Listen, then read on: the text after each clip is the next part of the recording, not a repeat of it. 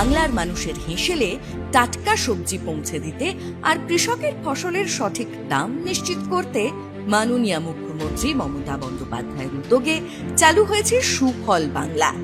রাজ্য জুড়ে 640টি আউটলেট এবং 9টি বাল্ক হাবের মাধ্যমে প্রতিদিন প্রায় 3.5 লক্ষ মানুষের কাছে এই পরিষেবা পৌঁছে যাচ্ছে। শুধু তাই নয়, এই প্রকল্পের সাথে সরাসরি যুক্ত হয়েছেন 80,000-এরও বেশি কৃষক, যারা তাদের পরিশ্রমের যোগ্য সম্মান পাচ্ছেন।